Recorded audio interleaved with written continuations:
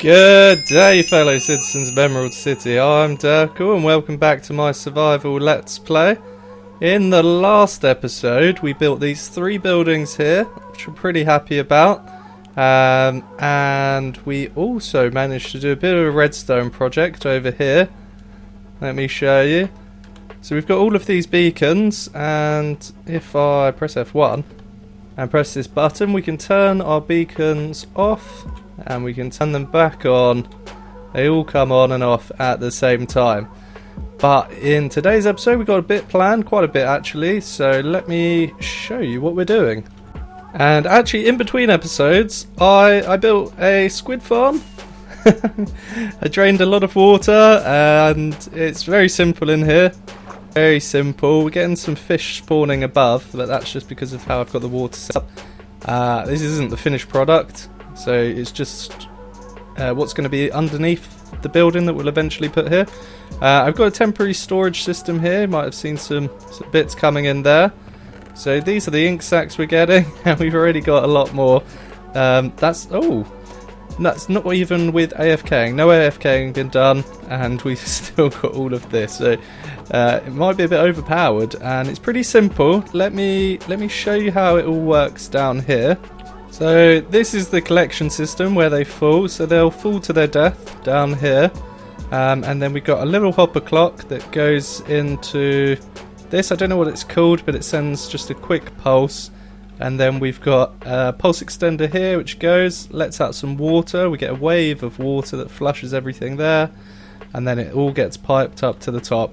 I don't know if I came up with this system, but I'm pretty happy with it. It works pretty well. And it's a bit unique, a bit different to having just a load of hoppers down here. I much prefer it. There's some other bits as well that I need to show you, so let's go check them out now. So if you look at this building, something's changed here. We've got a lot of cactus in there. So I did actually record the first half of this episode, but the audio came out really badly because I had my microphone faced the wrong way. I know the audio's not the best normally, but this time it was even worse. And I've done everything in here a little bit, I suppose. Not too fancy, but not awful. We got our little cactus there. And this thing's been working pretty well. So maybe we probably turn some of this into some green dye. Probably is about time that we got some of that.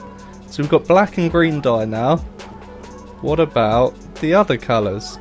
Well, I had actually recorded that as well. So we built a flower farm here for the blue flowers. I'll show you how this works. There we go. It's a bit noisy, so I'll turn that off. But we get loads of the blue flowers here because it's in a forest where only the blue flowers can spawn. And then this little bit here is in the plains, so we get some of the other colours. And I'll show you just the redstone. It's not from a tutorial. I quite like the switch, how I managed to get that working. So it comes, if we turn that on, then let me turn it back off. Sorry, it's so noisy.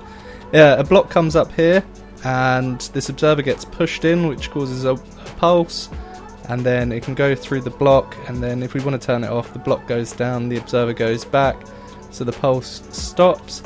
Got loads of blue dye, probably more than I'm gonna need, and this thing's got plenty of bone meal, so we can always come back here. Okay, so that was the beginning of the episode. Hope you don't mind me just showcasing it, because as I said, the audio is awful on that, and it's just not going to work in the episode. So there's something else that we need to look at now, and that is how we are going to stock up with all of the ores and things that we need to power this city, because we've used a lot of redstone in a lot of the buildings here, and we're running a bit low on it. We need a bit more redstone, so let's fix that.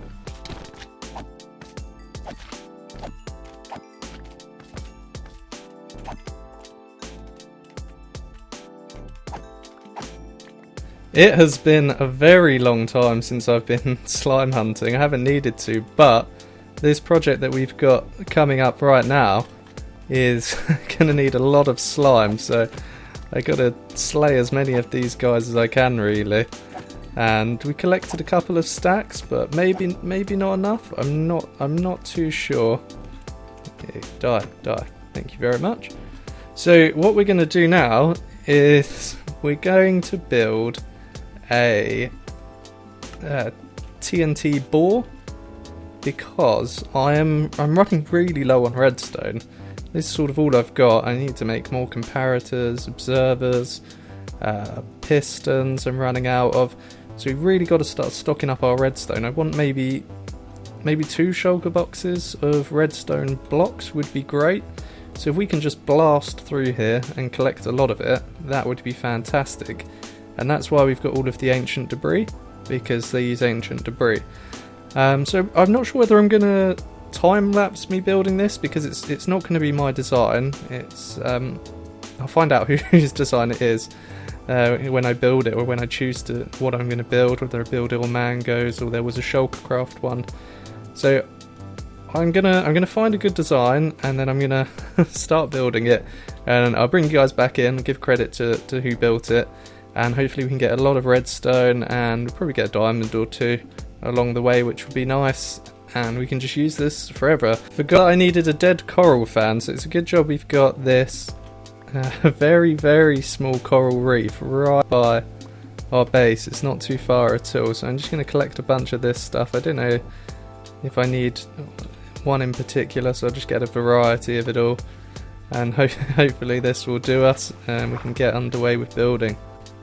There it is. It's huge. It wasn't actually as much slime as I thought it would be, but it was a lot of the other components like observers, sticky pistons, redstone blocks and things. So I think I kind of understand how it works. I think it's all to do with updating. I mean, we know how dupe TNT works, but anyway, let's try this on camera. I've not activated it yet, so hopefully that does it. And then I break this, and it should all be primed now. So let's turn on block sounds, because I've got those way down, and let's try this for the first time together. So just tap this, and that should work. Okay, nice. That has worked. I just want to make sure that blew up all the way down. It has. Very nice. So this is 7 separate ones all together. So in the design, Borkon's only got 2, but it's expandable, and you just do the same thing for each one. So let's give this another go and see how good it continues to work. Hopefully there's no problems. That looks good. Getting a lot of torches. Okay, perfect. So it looks like it's working. I really hope it is. I got to remember to torch all the way behind me whilst I'm doing this. Let's give this thing a proper run out and see how far we can blast, how much quicker it is than mining. I'm not necessarily sure whether it is any quicker than speed mining, but certainly I suppose when you add into that you would have to move your beacon all the time, and I'm being very cautious with it at the moment. I definitely think you want to double pump it, so press it twice. And all in all, this thing wasn't too hard to build. If it breaks and I have to rebuild it, that won't be too problematic. But this is what we're here for, largely, is redstone. And I'm actually running quite low on lapis, so I will take any lapis that I come across. Very nice. And anything else? No? Okay. Yeah, so let's see how far we can get with this and how many resources we can collect with it. Oh my goodness, nothing can ever go smoothly. There was a problem with this design, which I probably should have seen coming, which is that, of course, the TNT is going to catch fire if it's above lava, and that has happened, and we've lost 2, I think, so far.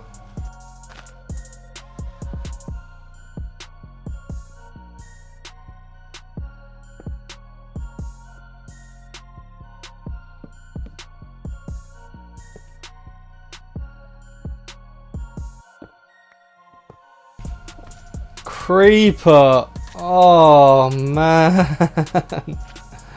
Oh, it's bound to happen. Oh, I really got to learn my lesson, I think. I've done a couple of stupid things whilst I've been building this. So, not lighting up my areas properly. That's definitely something I need to sort out. And oh god, it's going to be a danger zone around here. You can see we've cleared out a big area. So many slimes, but I need to light up my areas better. Probably should have come down here with a weapon and some armor. But I can get all of my stuff here. Ah, so stupid. Okay, it's all rebuilt now. I hope this works. Let's try it. Okay, look good. Look good. Now we're still in an area that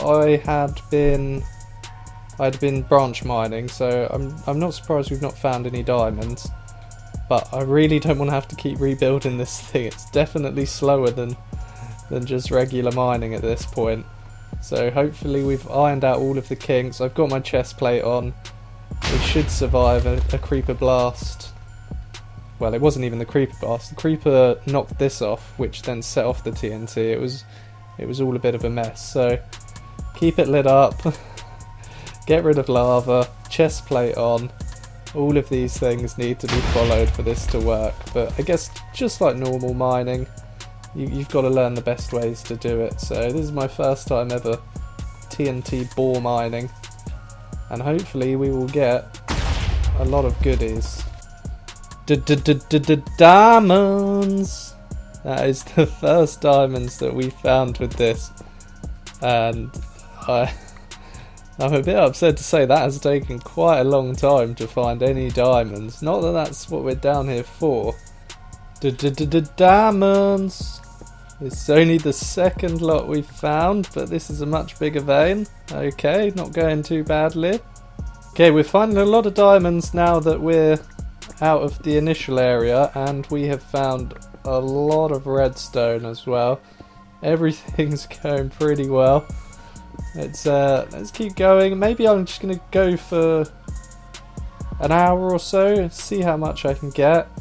At this rate, I think for redstone I might actually end up filling up a full shulker box in no time. And yeah, let's see how much I can get in. Let's say 2 hours. Probably do this across a couple of days, and I can show you how much it is. But I think it's going to be a lot now that I've got this thing figured out. Now that I've got my chest plate on, it's all going pretty well. So we ended up doing about 3 hours of mining here, and I'll show you how far this tunnel goes because it is quite a long way. Probably going to need a nether portal at some point to get all the way to catch this thing up. But we have done a lot of mining, cut through a mine shaft there, and finally we're at the end here.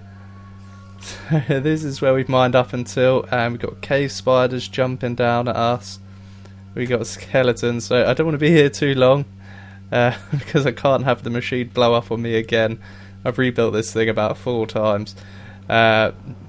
They completely rebuilt it 4 times, so don't want to be doing that anymore for a little while. But if ever we need a lot of materials, we can just come down here, fire this thing off, and make this tunnel even bigger, because I think it's probably about 500 blocks now.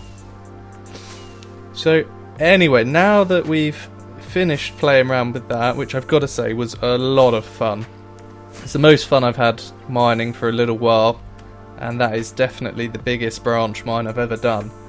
I've got a little time lapse of me breaking down all of the ores, so I'm going to show you that now because, again, I've been having computer issues today and I have lost the footage of me finishing up down there and talking about it. So I've actually already broken all of the blocks, but thankfully I recorded myself fortune mining all of that. So let me roll that now and then I'll show you how much we got in this shulker box.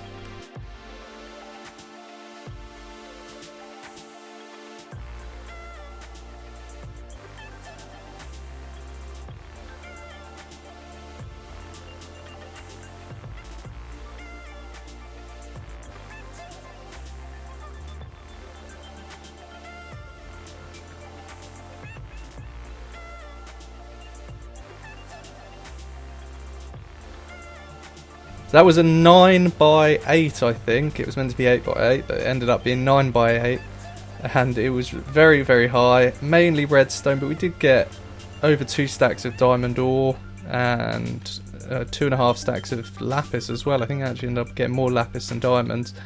And here's what we got. So we've got loads of redstone blocks.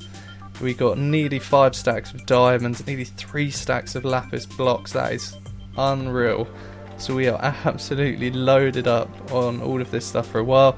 Obviously I said I wanted 2 shulker boxes of redstone blocks.